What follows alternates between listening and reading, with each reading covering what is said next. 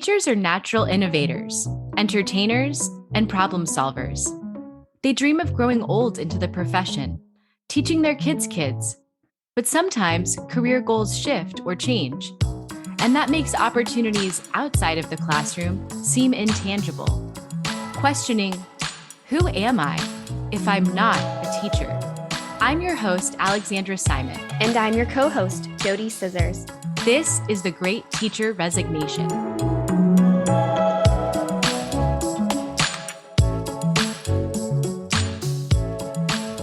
Thank you so much for listening to today's episode. I'm going to pass it over to my co-host, JoDee, to introduce our guest for today. Thanks, Ali. Okay, so today we have Alycia Trotter. She is a former educator and art teacher.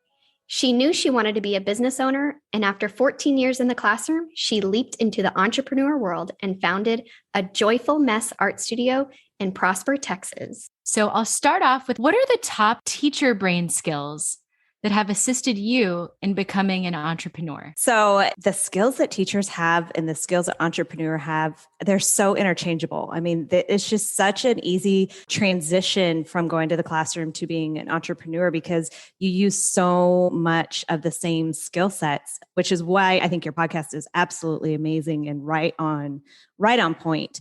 And so I'm really excited to be here and be a part of this. But what I wanted to say was that when you are a teacher, you are a CEO of your classroom. And so you are organizing, multitasking, creating plans, trying to figure out what works, what doesn't work, adjusting, trying again. You're collecting and analyzing data. You're building relationships. You're working with a team. If you're a team lead, you're leading a team.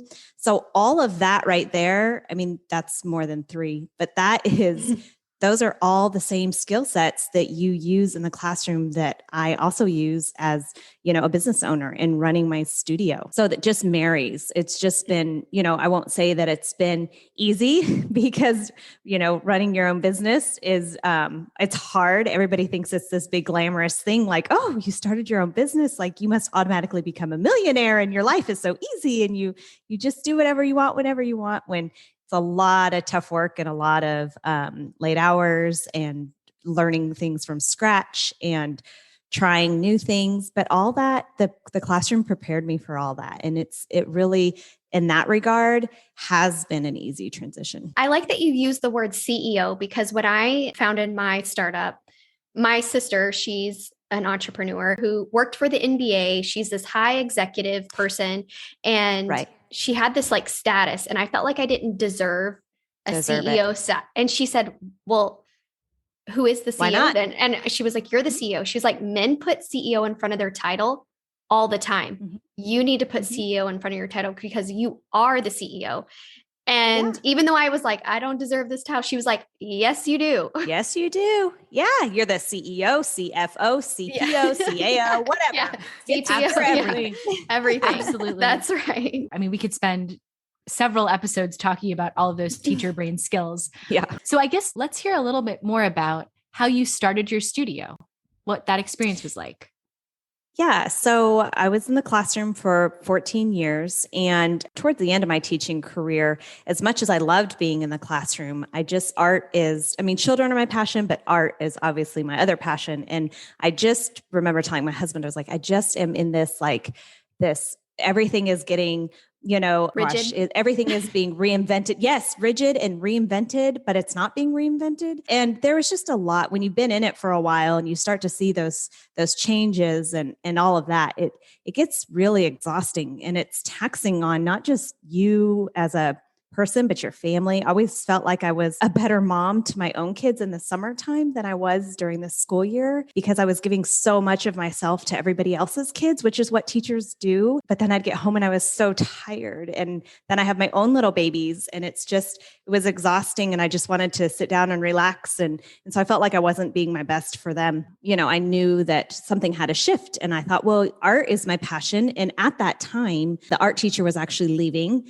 to go open up a new school. And so I talked to my principal and said, what do you think? And she was like, oh my gosh, because I already did so much art. At that time I was teaching second grade. And so I did tons of project-based in my classroom and art, and because that's how kids learn. So she knew that was where my heart was. And she was like, go for it, do it. And so I did. And it was amazing and it was great. But even still, there was something that was missing. There was something that I just knew I needed. And I'd always thought about owning my own business. And the community that we're in, it's such a kid-based community. And we've got music and we've got sports, but we didn't have art. And I knew that was missing, the missing piece. And I actually started doing art camps out of my garage in the summertime for those kiddos. And it was great. And then when that started, I did that for about 5 years. And then when that just was, told my husband, I said, I think this could be much bigger. That's kind of what led me into the studio. I just started kind of putting it in the universe, letting people know this is what I wanted to do, looking for a space. And all the breadcrumbs just started falling into place. And when that happens, it's meant to be. When you made the transition, did you have any business owners or entrepreneurs that mentored or you watched before? Because I remember when you made that transition, at that time in my life, I was seeing women my age go into entrepreneurship, and I could see myself in those shoes. It was the first time because I had entrepreneurs in my family, my sisters, both of my parents were entrepreneurs, but it was seeing someone my own age do it made it seem so much more achievable. Yeah. I actually don't have any entrepreneurs in my family, and what I have is a family of teachers. And that's what all my family is, and my extended family and everything else. We're a bunch of teachers, and really having that teacher brain and mindset, it was I could see how they fit together, and I could see how I could do this and how it would be a transition. But I was going to continue to teach because we have classes at our studio. I teach homeschool art classes. I teach after school classes. I mean, it's essentially teaching art. It's just I'm doing it with the kids that want to be there instead of having a class of, it was getting to like 30, 35 and, less than half really wanted to be in art. They wanted to be in PE, or maybe they were musical or technology or whatever. Whereas now at the studio, I'm teaching kids that want to do art and want to be there. And so actually, if you look at it like that, I was just changing locations and I was taking out all the stuff that was driving me crazy about being in the classroom and just getting to keep the good pieces. And so really it wasn't too hard of an idea of a leap. You still get to do a lot of the fun parts that you enjoyed, it sounds like, with teaching. But I think we also have to give you credit that you left a steady paycheck life as a teacher and you jumped into entrepreneurship. So I'd love to hear maybe when you knew you were ready to do that, or what made you feel empowered to do that? Yeah. So I knew I was ready to do it when the art camps in my garage were just, going crazy. And I was having to turn people away. And I started, that kind of got the wheels turning. If I had a studio space, what else could I do? Birthday parties, after school classes. We do mommy and me play groups in the morning. Just how else can I bring the art world to the community? As far as the support system, my husband was a huge support. My husband was like, I think you can do this. It's also very helpful that he has a good job. And so we were able to, take that leap because I could depend on him and I could depend on, his stability and his job and that type of stuff.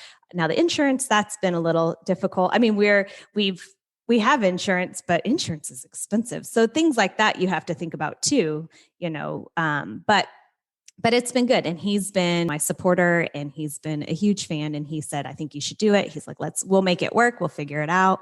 And so that was super helpful to have somebody, right there with me, even if he's not at the studio and he's not artsy and he doesn't understand everything that I'm doing. He's super supportive in the areas that I need him to be. You bring up the point of insurance because I think that's a huge reason why people don't step out of education, because of the benefits that come with it, whether that's health benefits or a pension down the road. Those are things that districts, they take on the load of that compensation. But what are the options when you don't have someone doing that, for you? So yeah, that was a stumbling block. But I will say that I remember talking to my mom about it. And she said, you can't let this be the reason why you don't follow your dream. She said, we will figure it out. We will help you figure it out. You will figure it out. Like, this can't be why you don't follow your dream. I just remember thinking, you're right. Like, we'll figure this out. We did. We knew we had the option. We could go on my husband's insurance. It's just really expensive. But we also know that, okay, we have to budget that in. We have to set that into our budget. Same thing with retirement. No, I don't have retirement being pulled out by the district. I have to do that myself. Mm-hmm. So there is a lot of things when you're an entrepreneur that you do have to think about. It's not that you can't do it. You just have to have that discipline to make it automatic and have every month when you deposit your check, make a savings account or work with a financial advisor and set that money aside and budget that into, okay, this is what I need to make each month, but really I need to make this much more because I need to account for paying for my insurance. It's not simple. It's not easy. But if you want something bad enough, you can make it work. I know that really does seem like a big barrier. Having gone through different insurance options myself, that's really key, I think, when you're going to make a transition, especially as an entrepreneur, because you won't have that steady paycheck necessarily in the beginning. Do you have any tips about budgeting that you would share with our listeners? Because I know that term also is very intimidating. Yes, it is. I think the best thing that I did from the get-go was hire a CPA and a bookkeeper. And it's not that I couldn't do the books myself, because I can, but I tried for the first couple months, but then you're creating the lessons, you're working with your team, you're everything from creating the lessons to the face of the company, to the janitor of the company, you're everything. And sometimes, you have to weigh that time and finance thing and what makes the most sense. And for me, I tried to do the books by myself for a little while. And then I was like, okay, I got to find somebody. And I wish I would have done it sooner. And I've actually heard that from a lot of people, is to hire your bookkeeper right from the beginning. I wish I would have done it sooner, and I didn't. And now I'm one of those people, I'm feeling that because I now am the owner of my own startup. I exited teaching and I had a very simple transition where I took off so many hats and now I have them back on. And I'm like, okay, this is a me problem.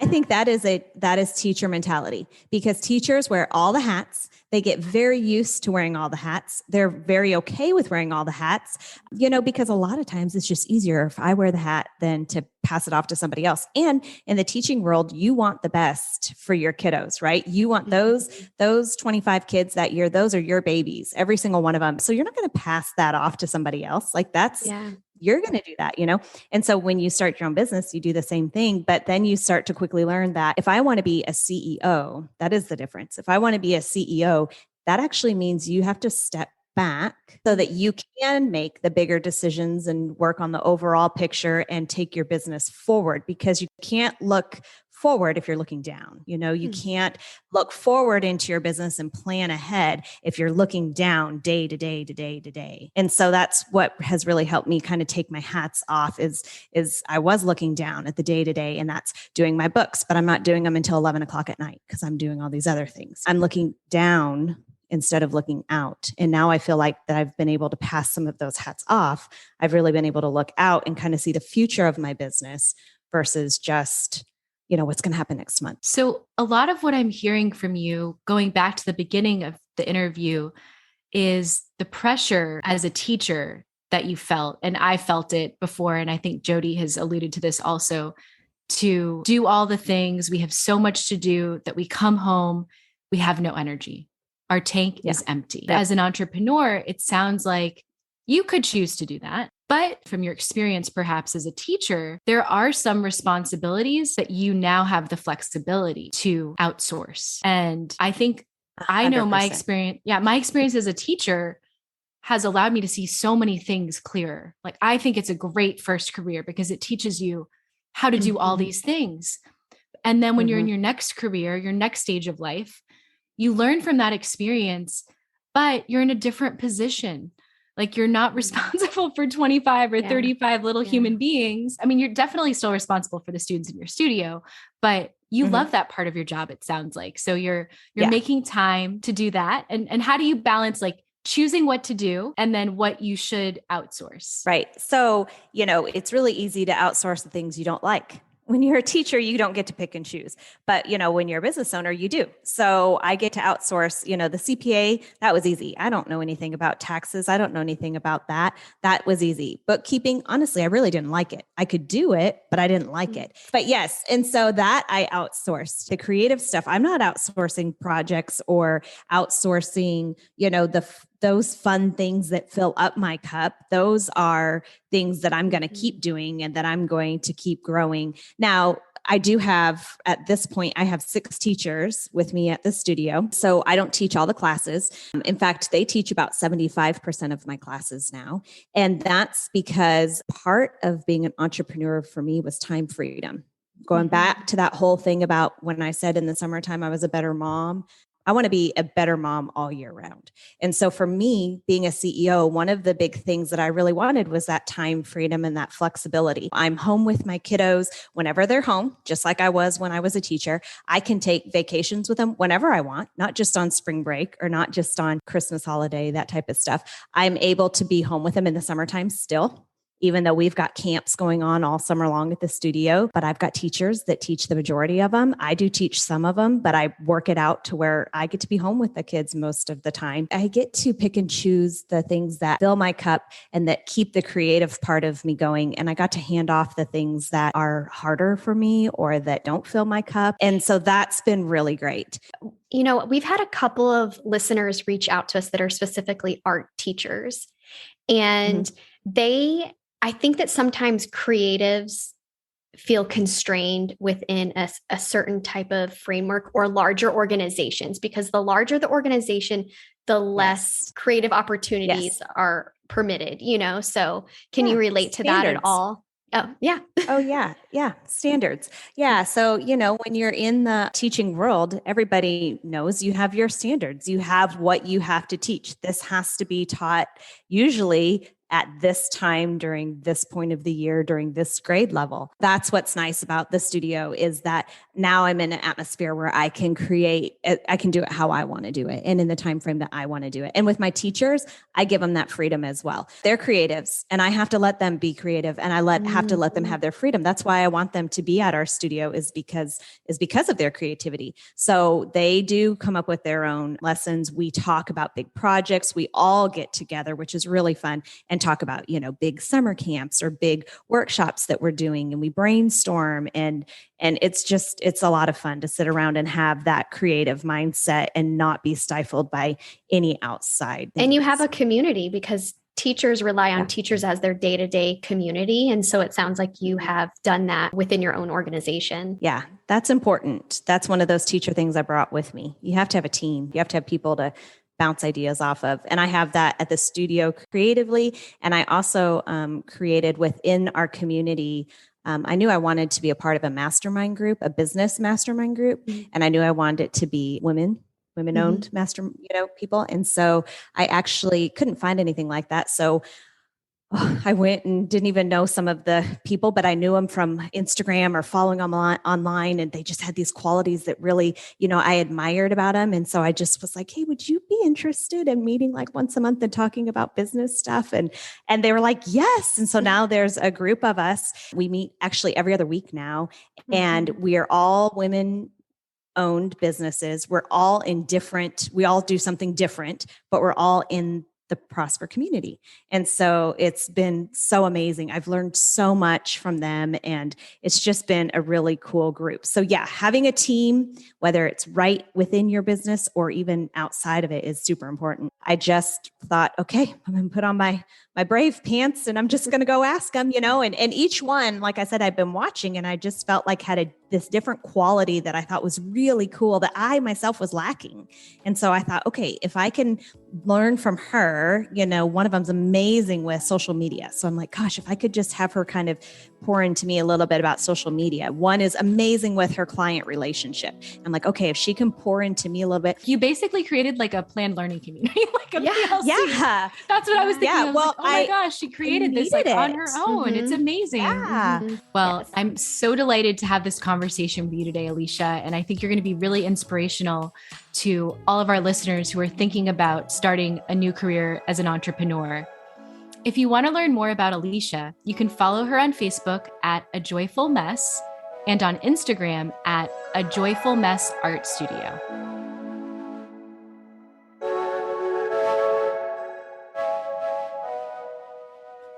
If you like The Great Teacher Resignation, give us a 5-star rating and follow us on Instagram, Apple Podcasts, Spotify, Google Podcasts, Amazon Music, and Audible.